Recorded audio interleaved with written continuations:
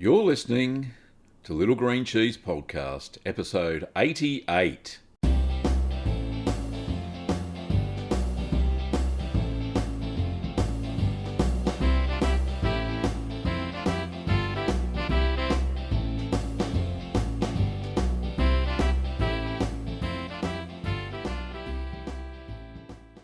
Well, welcome back, Curd Nerds. I'm Gavin Weber, and this podcast is where you can learn about cheese making at home. Today, we've got a very special guest. It's Lisa from the YouTube channel Cheese52, where she shows newbie cheesemakers on how to make cheese at home. Now, just before we start, I'd like to let you know, those who are watching the video of this podcast, the quality is not the best. So you may want to just listen to the podcast, as podcasts are intended to be listened to. Anyway, let's get on with the interview. Let me just bring in Lisa. Let's hope that all this works. Here we go. There she is. Hello, Lisa. Hi, Gavin. Oh, I can hear you. Fantastic. Video's a bit choppy, but that's okay. Lovely to see you. Now, for those who don't know, Lisa runs a cheese making YouTube channel. I think she's in the mountain time zone. I'm not sure where you're from. Where are you from, Lisa? I'm from Idaho. From where? Idaho. It's a western, Idaho. yes, of the U.S. All right, fantastic. So that's why you could probably meet me here on the interview, and a lot of people on the East Coast are actually dropping out because I think it's bedtime for those guys. Probably right. Yeah. Okay. Cool. Where's my questions? Here I am. Sorry. Oh, so how long? 6 hours into the chat. I'm getting a little bit weary, but we'll see how we go. Okay. So Lisa, you started making cheese how long ago? Oh, goodness. I actually have sort of two starts of cheese making. And I would say that the very first time I made cheese, I made a simple, and the reason why I made the ricotta is because I was hosting a special event for Thanksgiving to make a theme Thanksgiving. So we decided on an Italian theme and several different dishes. It was kind of one of those days where we just eat all day and the dishes kept coming and coming and coming. And one of the things I do, Gavin, is I wanted to make this beautiful pear Amalfi cake. I had done some research. It was a beautiful Italian cake. I'd never done it before. And It said in the recipe notes to try to make your own ricotta. So I gave it a whirl, and it seemed okay. And I enjoyed it very much. It was perfect in the cake, and all of my family loved it. And that was about 5 years ago. But Oh, I nice. really, but I really have a second start. And the second start is actually because of you. And here's how, it's true. Today, I had a pretty mundane task. I just needed to do some ironing. And I figured while I'm standing here for a couple of hours, I might have well learned something. And I've always wanted to learn how to make Gouda, because it was the cheese that I grew up with as a youth. So I turned on YouTube. I found this Australian gentleman, and you taught me how to make it. And because of that day, Gavin, I've been making cheese ever since. That's incredible. I'm going red again. I'm blushing. Thank you, Lisa. So there you go. So turned on the YouTubes, and there we go. There's this brash Aussie guy. There I am. Rightio. Lovely. So after, I suppose, a couple of cheeses, why did you decide to make your own YouTube channel? Oh my goodness. I started making, I was so excited about creating cheese. I had known that magic can happen with milk and a little salt and a little time in the kitchen, and kept making these different cheeses. So I started posting them on my socials for the fun of it. Yeah, make this neat cheese. And people ask me, how did you do this? And where can I get the ingredients? And how long did it take you? And hey, I tried this and it didn't go right, and other things. And I began in my spent a lot of my thumbs just answering a lot of questions. And Vince looked over at me one day, you know what? Maybe you should just put it up. And I said, maybe I should. Sent me a YouTube video to figure out how to do that because I didn't have a clue. And I started my channel there. And now just every time I find put together a recipe I enjoy, I put it up on YouTube for other. Excellent. So yeah, you're making cheese and making a video at the same time. Usually, yes. Yeah. Yeah, that's exactly right. Unless I'm trying to get it. Yeah, yeah. Sometimes I do that. I'll make the cheese first, and then because if it's really technical and I want to make it simple for folks to learn how to make it, then I'll make it first, and then I'll film one. Hope, fingers crossed, I got it right the first time. But at least you can learn from your mistakes a little bit. I don't do that often, but when I do, it's one of those either complicated blue cheeses or something like that as well, something weird. Sure. All righty. You know what my favorite part about your channel is? It is Yum Yum, your cat. Yum Yum. What made you think? What made you put your cat into the videos? She did it. Here's how it happened. Oh, right. She did it all the way.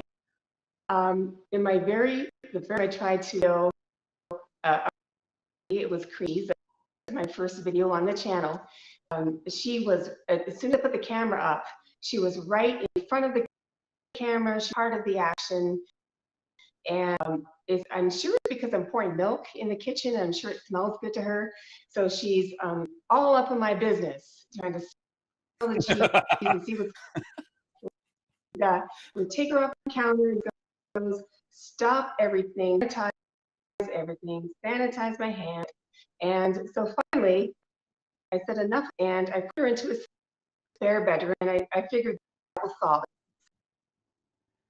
The door, and I turned the camera back on, and here in the audio, you can hear her. She wanted out so bad. I said, fine, you do you to make this video. So I just let her out, and she's part of the channel since. And I would purport to you that I think she's the star of the channel. Oh no, stop it! You are. But yeah, it's a great addition. I suppose it's like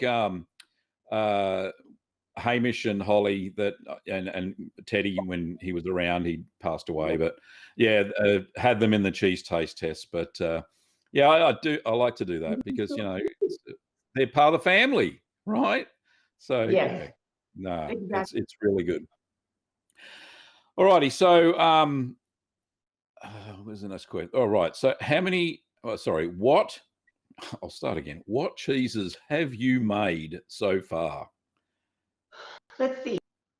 I have on the channel. I have, I think, 30 different cheeses, and I've made some others that haven't in my mind made the cut to. But yeah, so for fresh cheeses, I made cream cheese, mozzarella, of course, Morrison, Pannier, cotta, ways from Way, and then also from home. Yep. And third cheeses I've done are Gouda or Gouda, I would say, because I went to Dutch in Canada. Oh, yeah. Yes, so it's really, we say Gouda. And yep. Yes, so Leiden or Kamai, which is the cheese, that swells it, and that's his favorite, and mine Yep. too. And let's see, Butterkäse, the cheese, I really enjoyed that one. Yep. Leclerc, boy, a wine-soaked Tuscan, which that one was a lot of fun. I make that one a lot. Big crowd pleaser. Yeah. Swiss, I made a couple of Swisses, an Emmentaler raclette, I think I said. Let's see. Yeah. Oh, yeah. Feta, of course, and with goat milk, I made feta, and yeah, I made that as halloumi. I know, I'm sure I'm not That up to 33. that's a lot of cheese. That's a lot of cheese. You've made a lot of cheese, and like you said, there's a whole bunch of videos. So let me think. It's so the channel name's Cheese52. That's right. Why the 52? Is that not age? Is it you 52? Well, actually, it is. I Oh, called it two because two reasons. I was making cheese every week, so I thought that was appropriate, and I cheese every week because I make a lot for my family. yeah. And the day we launched the first video, I turned old. Ah, there you go. So it's got two meanings. So It really, 52 cheeses a year. Goodness me, that's quite an accomplishment, Lisa. Well done, you. So where do you? I think I can see your kitchen in the background. Is that where you mainly make your cheese? yes, let me show you. This is the set of Yeah. 52, right? Yes, Nice. kitchen. Thank you. That's all right. So yeah, so you didn't have to modify it or anything like that. Just easy enough to set up the cameras and all that sort of stuff. Yeah, that's right. Very quickly, I learned, that's a good question. I learned to work within the type of island I have. I have one of those higher bar islands. So I learned quickly how to camera angles that would work best for the audience so they could see everything I was doing, still hear me very well, but get pretty up and close and milk and so they could see all the different techniques. That's what I was trying to do. Yeah. Yep, so it worked very well. Although I didn't design for that, I didn't become a YouTuber until well after I designed it. Yeah. Nah, good. Yeah, I think you just have to adapt, and that's Fred said the same thing. I don't know if you saw Fred's interview this morning. He moved into his yeah, he's a lovely guy. Yeah, He moved into his basement and he made a bespoke kitchen just for his cheese videos. But the only reason was because the family used the other kitchen, and for the long hours it takes to make cheese, as you well know, he didn't want to disturb the family too much, so he moved into the basement, and that seems to work for him. So no, sure. that's good. All righty. So you must have had some challenges when you first learnt how to make cheese. Can you describe some of them to us? Sure, plenty. Um, Aren't there just? Always is. During cheese making process, I think things I learned to get right was to monitor the temperature, as I'm sure you would agree. Monitoring your temperature is a skill set you need to pick up to become an accomplished cheesemaker. Yeah, And of course, because you want to temperature, figuring out what that looks like on your environment and on your stove can be a challenge. So I worked hard to get it quickly because I figured out pretty quickly that that temperature can run away from you. And I had done a couple of months in the sink, and I just really preferred the gas. I have a gas stove here. I yeah, preferred stove because when you turn it off, pretty much immediately goes away. Not quite as good as like an induction, but pretty well. And so I think that was my first challenge to learn to get that. And I would say to any new cheesemaker, get that right, and your mm. cheeses will thank you. They And do. then Yeah, yeah, exactly. And then I would say another challenge would be the mozzarella. So first I did right. The first it stretched. It held its shape. The taste full right out of the gate. I did a mozzarella plain store, and that was a piece of cake. But as you know, in the Learn to Make Cheese group, there are questions every single bite of my mozzarella. yeah, And yeah. It's four not a times, beginner's cheese. no. And over the next four times, I just could not get that to stretch. So I decided I needed to do this. So I just worked and worked and kind of kinks out of it for myself. And now pretty much I'll get it to stretch every time. It's sometimes you Yeah, need to be just a little bit more patient. Let the cheese stretch when it's ready. And that makes a big yeah, difference. indeed. Yeah, so yeah, I test often with With quick mozzarella, I usually do take a pH reading occasionally just to make sure that I've hit that, 5.3 to 5, so it will stretch. Because Exactly. with citric acid, sometimes they're different strengths, and it's very hard if you're going to make quick mozzarella. It's very hard to get the pH right, and you do have to leave the cheese for a while after you've added the rennet to get it to the right pH to stretch and that, it's all in the pH. It's all about the pH, unfortunately. So, and a lot of Absolutely. people, home cooks, wouldn't have any idea on how to do that. So, or no Yeah, experience. that's very true. Yeah, and I Yeah, still definitely. work with a pH meter. I don't have one, so I just kind of used and uh, visually. I just wait for it, and then I do small tests, like with a chewing size, a chewing gum piece of size, to see if I can get it, and I can figure out about ready. I really need, my next step is I really need to get a pH meter. Probably save me a lot of time. Oh, it might look. It might do. I find. Well, I don't have one either. I've got. I just use test strips, Sure. just to measure the pH from. I think the test strips go from 7, which is neutral, down to about 4.2, which is really acidic. So, you know, so they seem to work all right for me. I don't have too many problems, but yeah, I'd like to get a pH meter eventually, but I don't think I'd use it on the channel very much because it's going a little bit more technical than, say, the home cheese maker would normally use. So that's I just my agree. personal opinion. But yeah, I think I'd use it, but I don't know if I'd tell everybody the pH, the steps, and all that stuff, just to keep it less sciencey, if that makes sense. It does indeed. Yeah. All right. What about successes? Your best cheese you've ever made. It's sitting there in front of you. What is it? Hands down, it has to be my wine-soaked Tuscan cheese. Absolutely. It is. It's going to be a go-to cheese, maybe signature. I wonder. And here's how I came across making that cheese. When Vince came a piece of cheese and said, "I love this cheese." He got it from a grocery store, and you duplicate. I said, "Well, Yeah. I don't know. This guy." And I'm sure I went to you plenty of times. So I did my research and figured out a plan, and I did my first cheese, aged for 6 weeks, 5, 6 weeks, very short time. Opened it up, Yeah. knocked it out of. Yeah. So Nice. I have to say, the wine soaked Tuscan would be my favorite.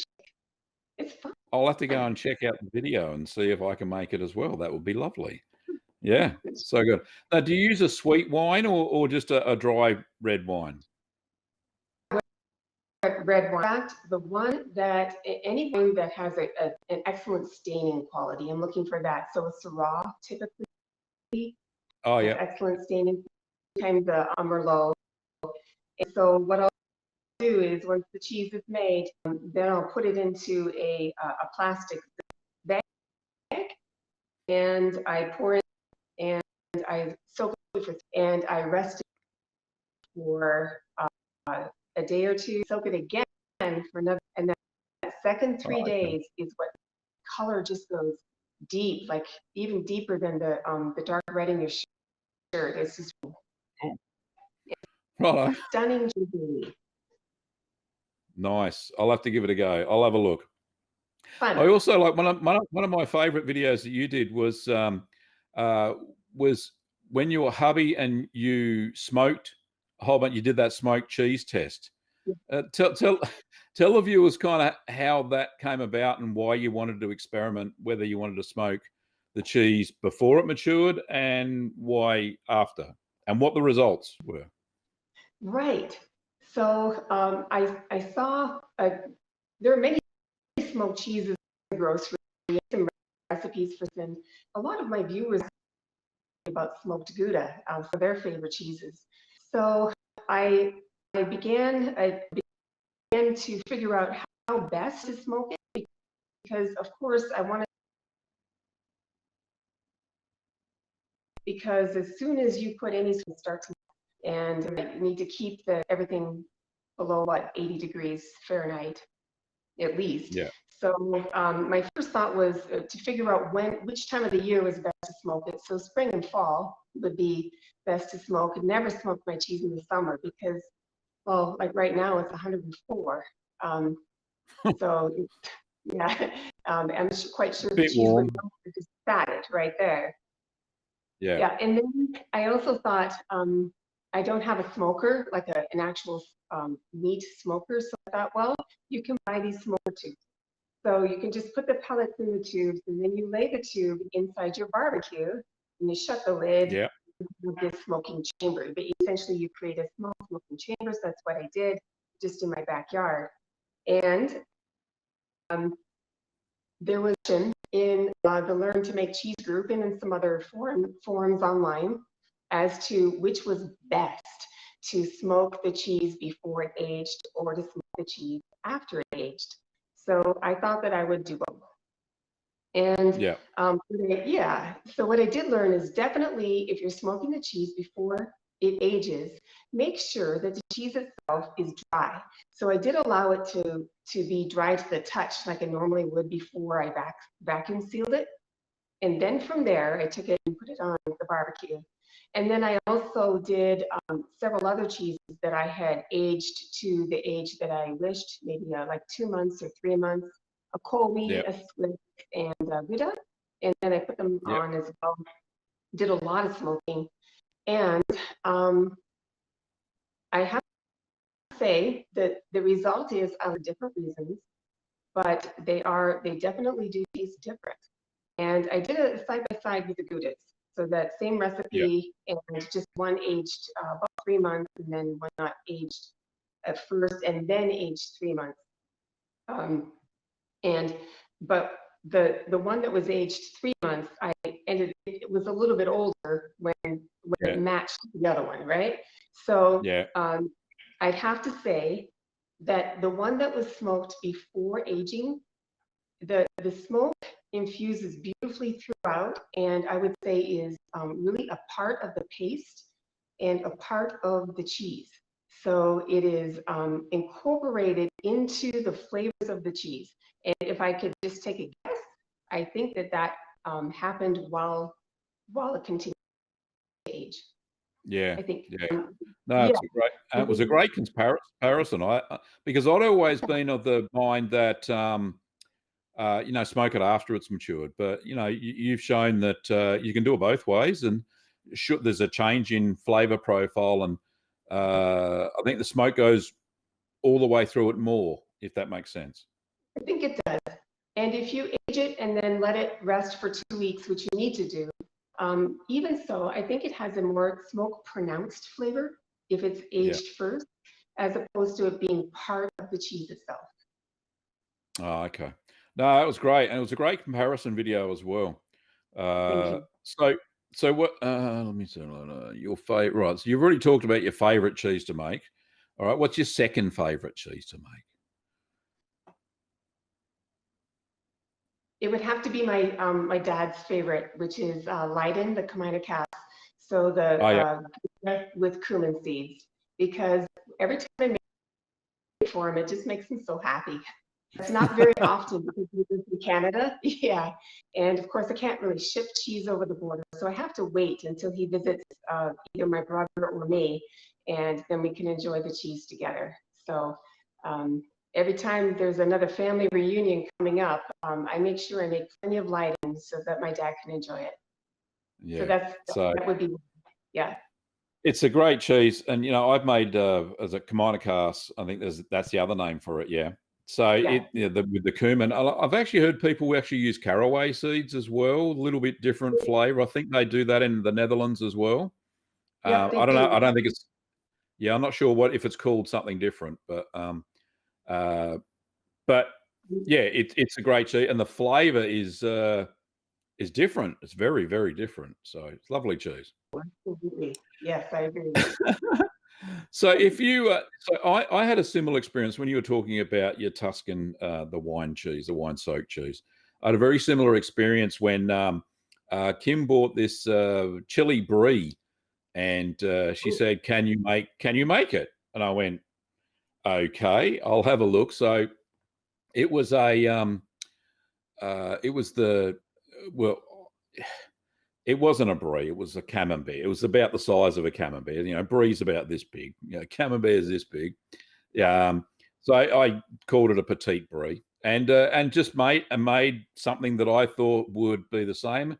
And she preferred mine than the one she bought normally. So, you know, I reckon, Perfect. yeah, give it a go. If you can get a cheese that you like, you can always deconstruct it if you've had a little bit of experience. Try and find a recipe that's very similar and go from there, I think.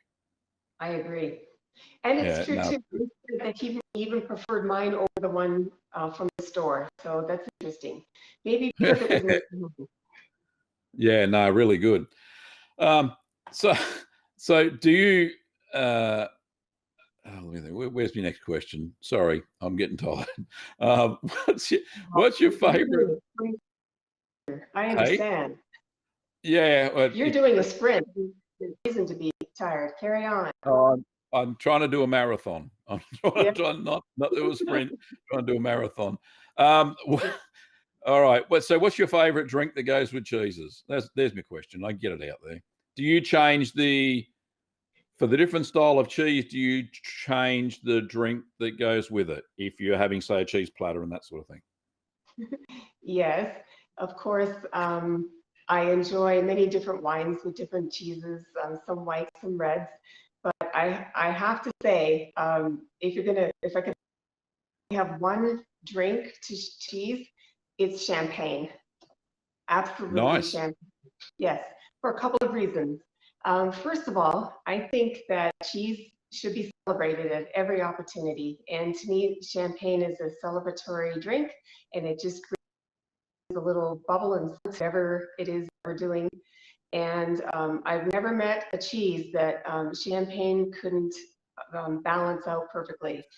So it's definitely a go-to if I choose to have any sort of wine with cheese.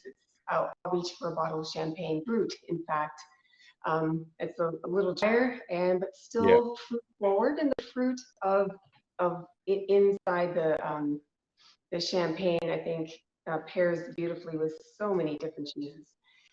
Yeah. With the exception of the wine soaked Tuscan, I would drink the wine that I use to soak the wine toast, the cheese in.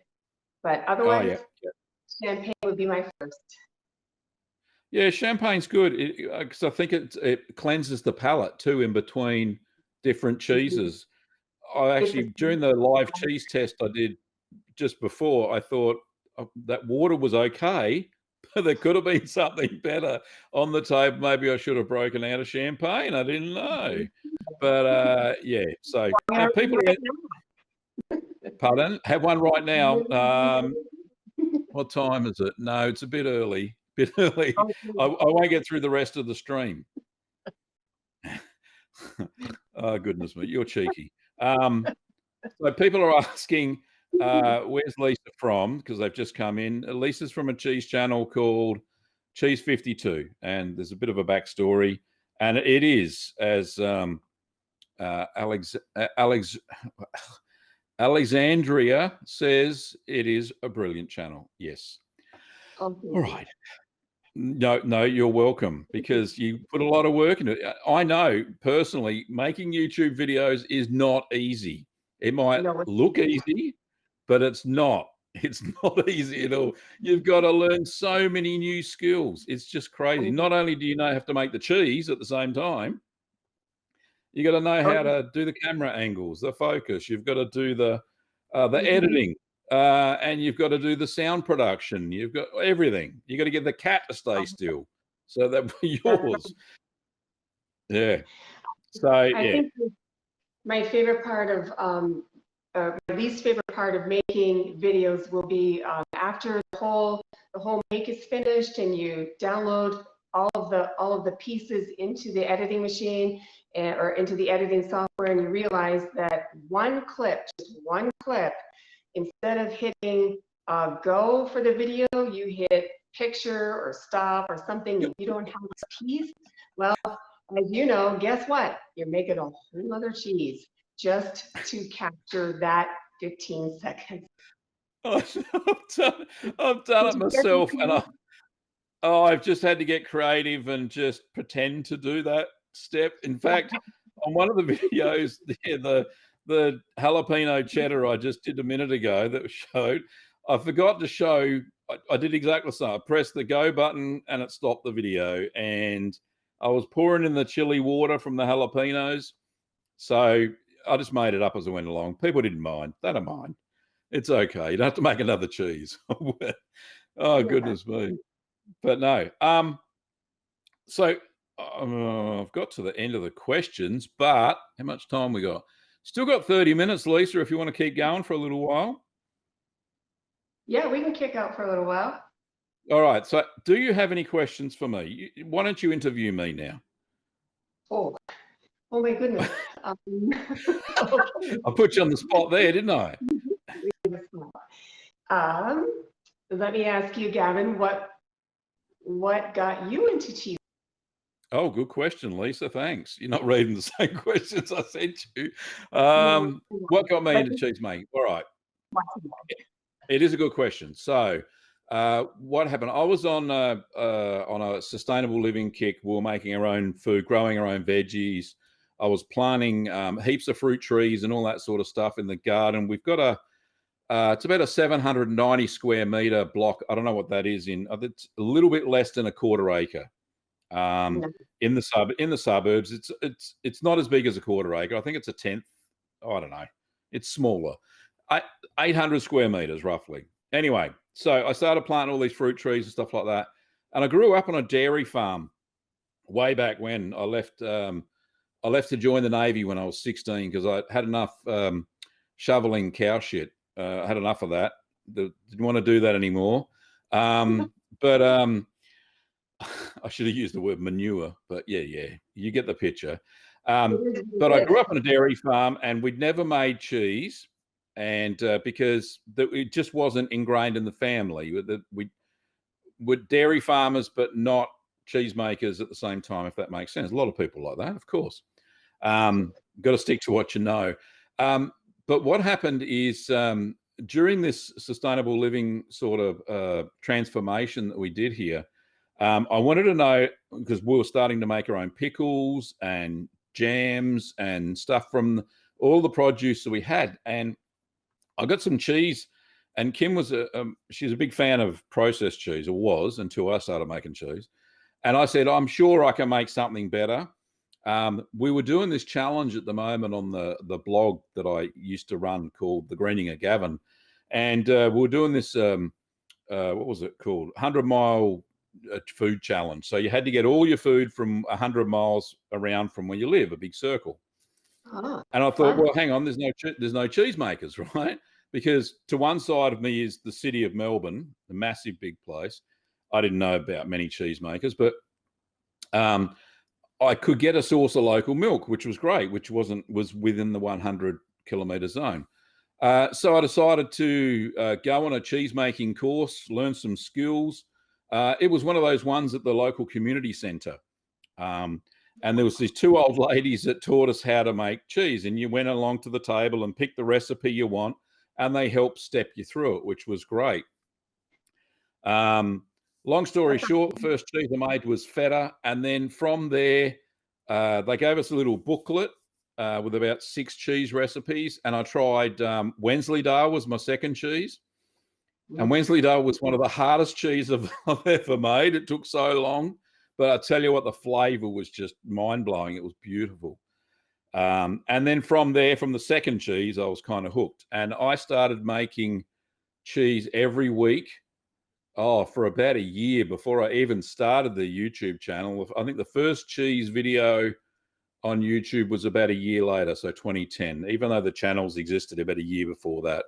There was a whole bunch of other videos, how to do chickens, but they all had copyrighted music, and then YouTube cracked down and banned them all and all that sort of stuff. Anyway, so I've been putting cheese videos up since 2010, but I've been making it since 2009. There you go. There's my story. Yeah, it's a good one. I wanted to know how to make my own cheese within 100 miles or 160 kilometers of where I live. So that's the short answer. Part of your sustainable endeavor. I love it. Indeed, and it really did well, and it's become a business as well. So not only do we make cheese making videos here, we sell kits, and where's the kit over there? There's kits and Yeah. all sorts of stuff. So littlegreenworkshops.com.au, there's a plug. Yeah, it went on to become a business. So it's been fantastic. So it's been transformational. Cheese is my life now, Lisa. So It's a good life, don't you think? I love it. It's a great transformation. I wouldn't have it any other way. So cheese is so diverse in its flavors and textures, and every time you make one, it's different, which is great. And as I was saying to Fred this morning, I think he's in the chat actually saying g'day. I don't know why he's up so late, but g'day, Fred. I was saying to Fred that from one simple product, milk, you can make so many different things. It's just best hobby I've ever had in my life. It's magical. I agree. Yeah, it is like magic. It is. Yeah. All right.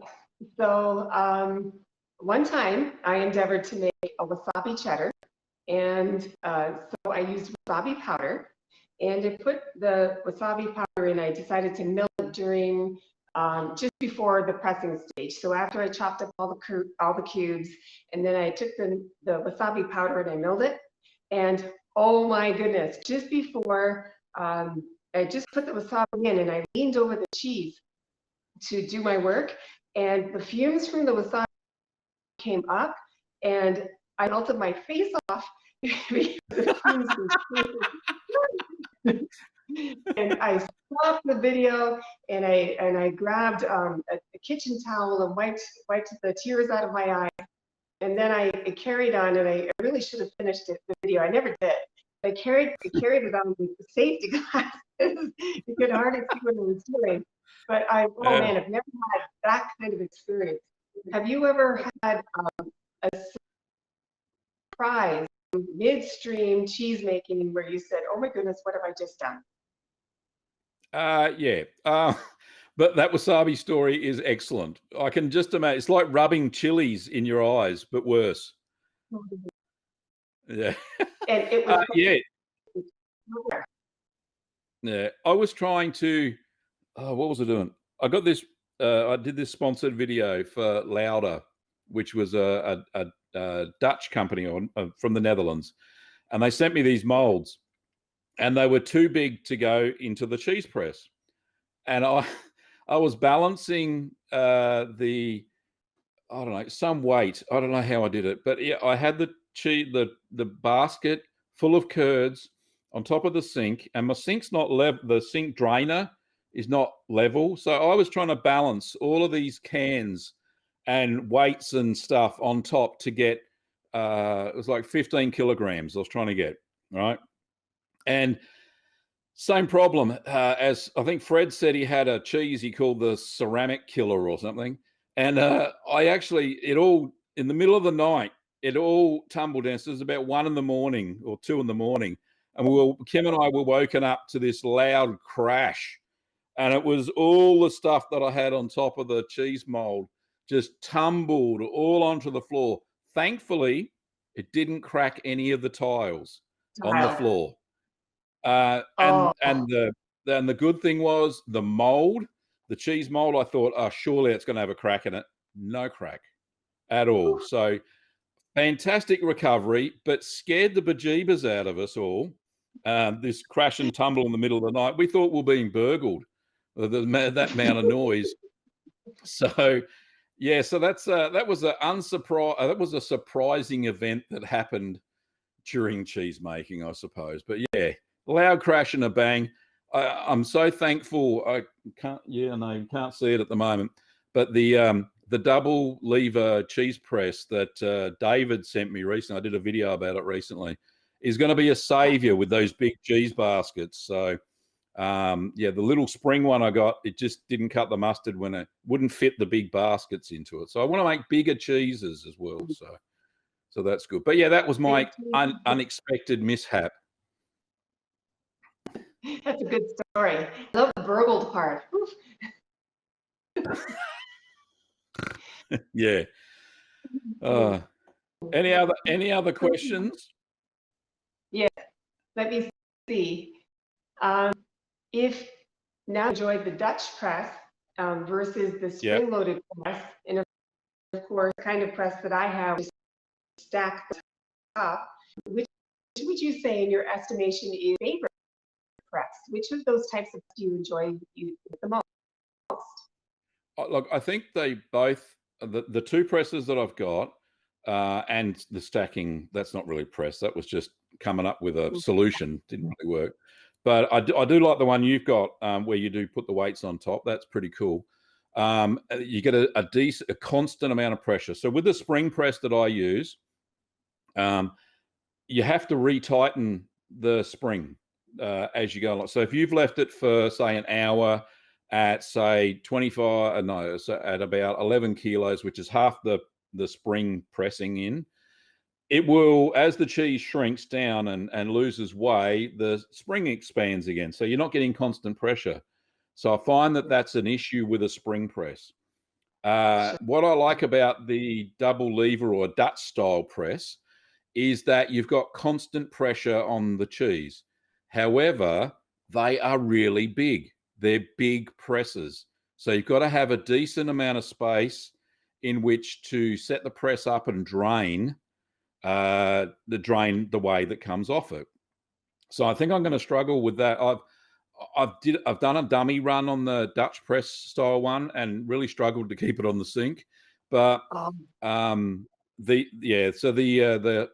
spring press is small, compact, and great for those 165 ml baskets that I use. So I do for the smaller cheeses or the 10-liter batches that I make. The spring press is perfect. No issues with that one at all. I just go and retighten the spring at about 30 minutes and go and check it. Once it's got 50 pounds of pressure on it, it's usually fine. It's no big deal. So yeah, look, I think they both had their place. There's no favorite at the moment. I think it depends on the size of the cheese you're making and the size of the mold you own as well. So like I've got a 3 kilo mold, or the Lauder told me were a 3 kilo mold. I can't even fit that into the spring press because it's got those steel rods and you can't put it in there. But so the lever press will be perfect for that. So great question. Thank you, Lisa.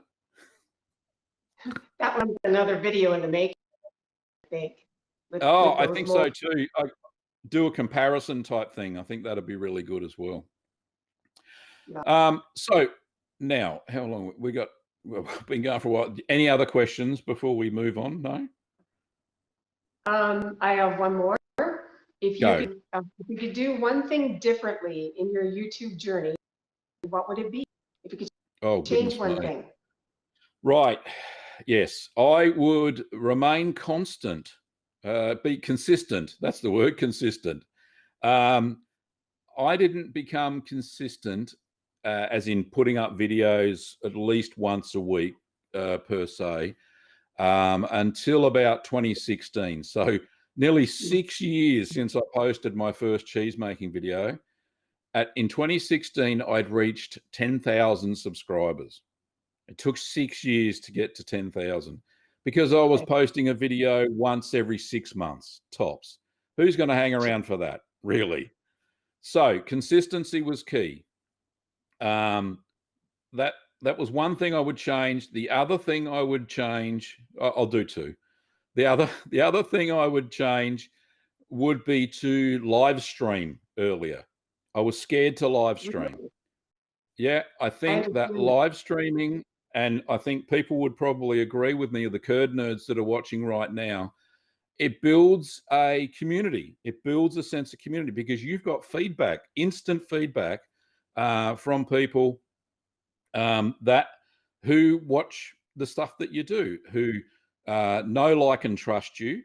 And they want to, you want to have a little bit of interaction with each other. So I think live streaming, even though the numbers, like I'm looking now, and across all the 4 places I'm streaming, I've got 92 people watching, which is fantastic. I love everybody who's watching, but it's you don't get as many people watching a live stream as you would a normal video. So like within 30 minutes, I've got 1,000 people that have watched the video. They could have watched Right. 1 minute, but at least with a live stream, you get that interaction back and forward. And I think it's really good. I think Fred's saying that he's a little bit scared of live streaming too. Hey, Fred, do you want to jump in? Are you still on video or not? Let me know in the chat, and I can come in, same link you used before, and we'll do a 3-way, if that makes sense. But yeah, so it will work. I'm sure if he's got his gear set up still, he's probably running around like this trying to get everything set up again. But if it's too late, Fred, don't worry about it. Let me know in the chat. But yeah, live streaming, it's a little bit technical. Sure, you've got to have a decent internet connection. And, things like this little device, will it focus? Let's have a look. Hang on. Is it focusing? There we go. So a capture device, so USB to, is it gonna, it's not gonna do it. Come on, focus. You can do it. No, don't want to play the game. All right. Anyway, this is HDMI. So what I'm using, and I can't show it because I'm using it, is that I've got a real, a proper DSLR camera and outputting from that. And I find that you get a better quality picture, and sound is definitely important as well. But I don't normally live stream from this setup. It took me like half a day to set up this, to do the 2 cameras and all that sort of stuff for live streaming, but definitely worth it because, and people are saying in the chat at the moment that they love the live streams. So I love them too, because it gets to show a little bit different personality, because I know that when I do a cheese making video, I'm a little bit more, not uptight, but I'm a little bit more reserved, if that makes sense. And I think your true personality can shine. Your true personality can shine in a live stream because you can't make it up, right? Nope, that's exactly right. No. I think it almost feels like that the person live stream is in your living room. Yeah, especially if you can talk to them. Yeah, so especially when you got that. Yeah, go on.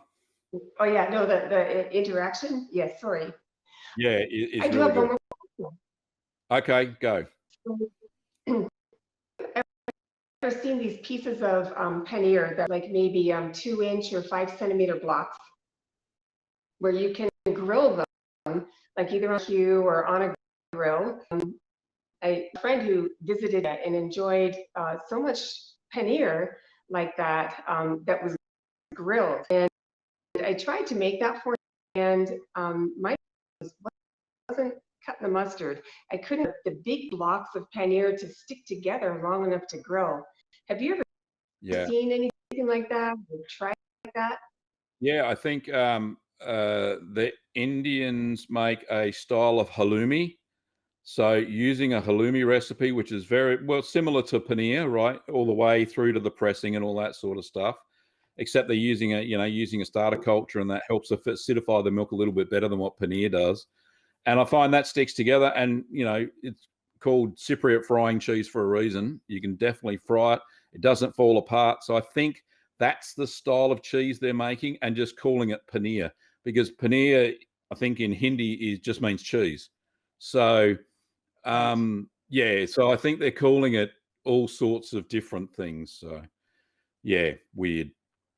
But yeah, no, there you go. So that's what I do. I'd make halloumi without the mint and add a little bit of salt to it, not as much as you would with a normal halloumi.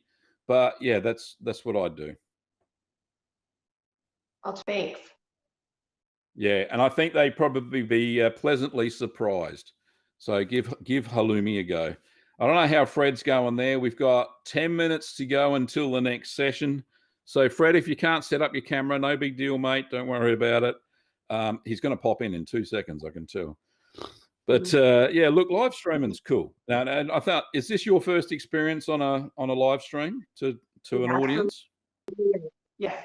Nice, Yes, nice. it is. Are you using mobile phone to the? Yes, I am. I have. I use my mobile phone. I use everything. I use it for the cheeses.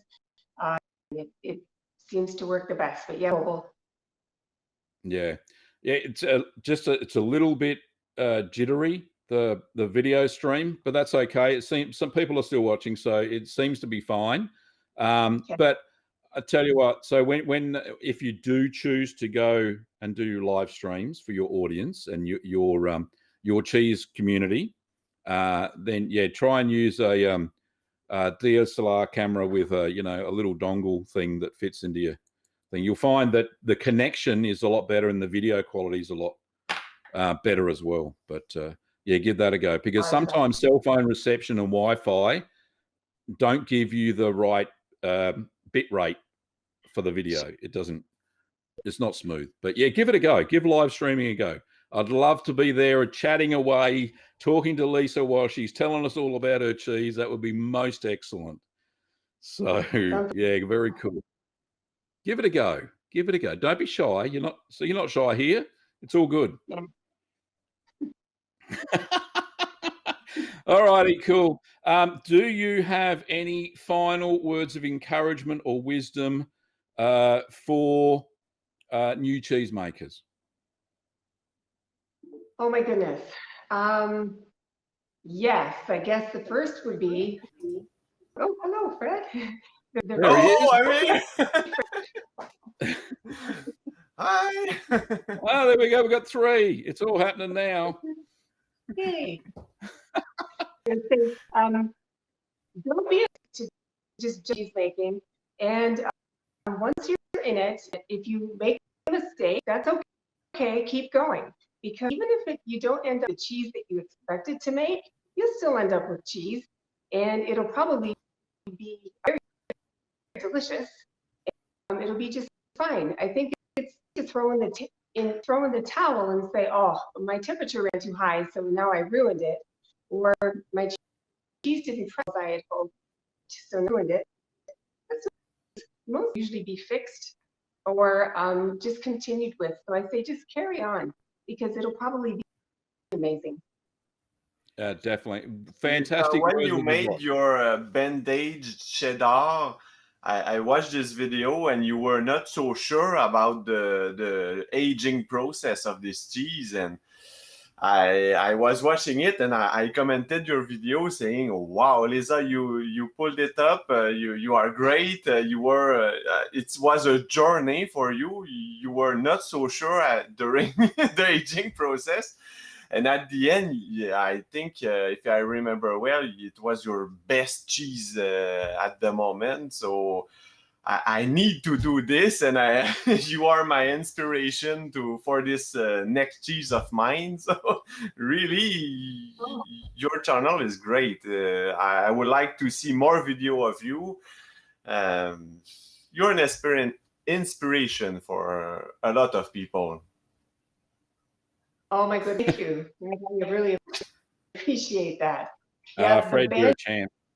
Yeah, the bandaged cheese was freaking, because at yeah, point, it was your word in the video. all the mold, so much mold, and I just had to get over the fact that bandaged cheese, the mold is expected, and realized that, and just walked it through the process. This was one cheese I almost threw away. It has all this mold on it, but the mold actually made the inside as just be divine. So if you haven't tried bandaged cheese, anyone else want, give it a try. I will try it, and I'm following a lot of Facebook group about cheese making, but in France. And well, the pictures that you see in there are the moldiest cheese that you can think of. pictures of there everywhere. So with me, I'm more of a North American kind of guy, and moldy stuff is not. I do not like it, so I prefer to vac pack my cheese. But seeing your videos, I was thinking I need to try this craziest way, and it makes great videos to see the evolution of the thing. Yeah, Yes. Fred, it's definitely worth give cloth banding a try. It really is worth it. But don't make the mistake that I made. Don't use coconut oil, because that's all I had. That was the only fat that I had, because it really does grow a lot more mold than we saw on Lisa's cheese. So either use butter or lard. It's definitely the best ones to use. Don't use coconut oil. I would not recommend that at all. It had too many funky molds on it, worse than Lisa's, I think. But I tell you what, after the 1 year mark, I tell you, the cheese was perfect. Strong, crumbly, beautiful vintage cheddar cheese. So it was delicious. Try It's it. interesting you said that, Gavin. I used coconut oil on mine, but what I did is I pasteurized it because I was Right. yeah, I didn't want all the molds from other, like from where it came from, whatever country or like area that it came from. I thought I pasteurized it first, so that's what I did. Maybe that kept down the mold a little. Could have done, because mine, I just heated in the microwave until it melted. And coconut oil, because we do soap making in our business as well, it melts at about 24 degrees Celsius. So certainly not hot enough to kill any molds and stuff. But yeah, that's perfect, Lisa. That's great. But yeah, I think next time, if I ever do another cloth banded cheddar, which could be on the cards, I'll definitely use lard or dripping, which is cow fat or pig fat. So I'll use those two, because traditionally in the West Country in the UK, they use lard. So who am I to change the way they make their cheese, honestly? Another way to go, just for the experimentation, would be to use bacon fat. Ah, yes. In my yes, family, when we do bacon, the fat, we preserve it in just a mason jar. We put it in the fridge. It solidifies, and it's like almost butter for us. But I would putting it in on the cheese. I'm not sure if it would be great, but the flavoring would be an experiment. So makes a good video. Fred, I think it would be good, because there was a guy who made cheese on YouTube. He was called Job's Cheese Lab. I don't know if anybody's watched any of his videos. Yeah. He stopped making cheese. I don't know why. I tried to contact him, and I couldn't find out why he stopped making videos. But he was making some I great, like the experimentation part of the video. Yeah, they were really good. And he made this. Did he put bacon in it, or he used bacon fat, similar to what my parents used to do? The same thing. They pour the rendered fat off the bacon and keep it in a jar, and they'd use that on butter, on bread, instead of butter on bread. And it's an old form of butter before we use cream. So, but yeah, I think it'll work. I think it'll really work. Joe, we are three. Which of us will do this video?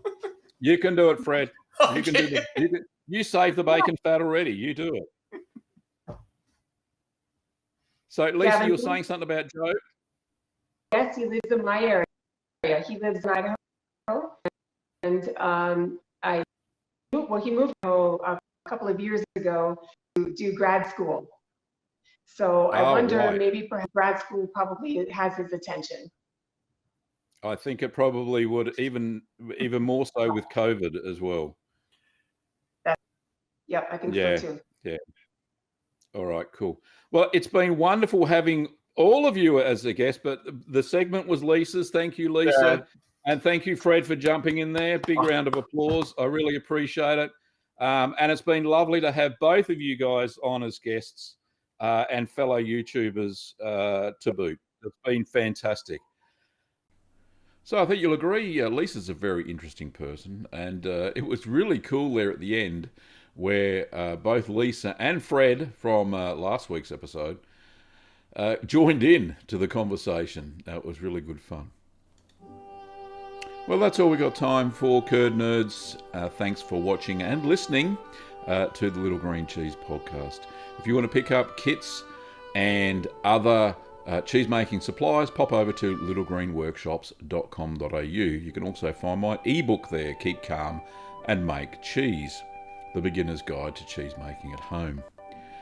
During this podcast, you heard royalty-free music from Kevin MacLeod. I played Malt Shop Bop and Call to the Dairy Cows. See you later.